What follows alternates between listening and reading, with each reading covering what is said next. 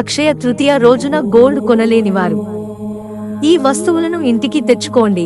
అక్షయ తృతీయ చాలా పవిత్రమైన రోజుగా పరిగణించబడుతుంది. జ్యోతిష శాస్త్రం ప్రకారం ఈ రోజు శుభప్రదమైన సమయం, అంటే ఈ రోజున ఏ పని చేయడానికి శుభప్రదమైన సమయం గురించి ఆలోచించాల్సిన అవసరం లేదు. ఇది ఒక శుభదినం. అలాగే ఈ సందర్భాన్ని మరింత ప్రత్యేకంగా చేయడానికి ప్రజలు బంగారం కొంటారు.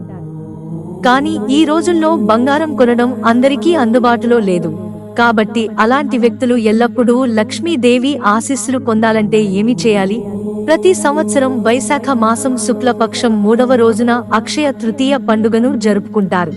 ఈ సంవత్సరం అక్షయ తృతీయ ఏప్రిల్ 30న వస్తుంది. అక్షయ తృతీయ రోజున లక్ష్మీదేవిని, విష్ణువును పూజించడం ఆచారం. దీనివల్ల లక్ష్మీదేవి అనుగ్రహం లభిస్తుంది. అక్షయ తృతీయ రోజున బంగారం, వెండి, భూమి, వాహనాలు కొనడం అత్యంత శుభప్రదంగా పరిగణించబడుతుందని, అక్షయ తృతీయ నాడు ఈ వస్తువులు కొనండి. అక్షయ తృతీయ రోజున ప్రజలు బంగారం కొంటారని జ్యోతిష్యులు అంటున్నారు.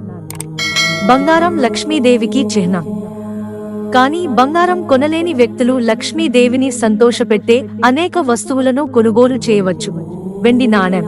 అక్షయ తృతీయ రోజున ప్రజలు లక్ష్మీదేవి ప్రతిమ ఉన్న వెండి నాణెం కూడా కొనుగోలు చేయవచ్చు.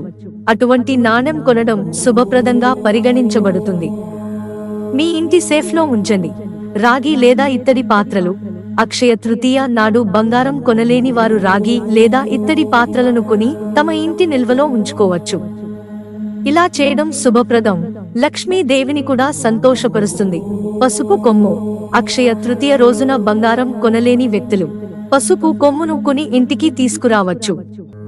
ఇది లక్ష్మీదేవిని ప్రసన్నం చేసుకుంటుంది. ఈ పసుపు రంగు కోడ్ను మీ ఇంటి సేఫ్లో ఉంచండి. పసుపు ఆవాలు.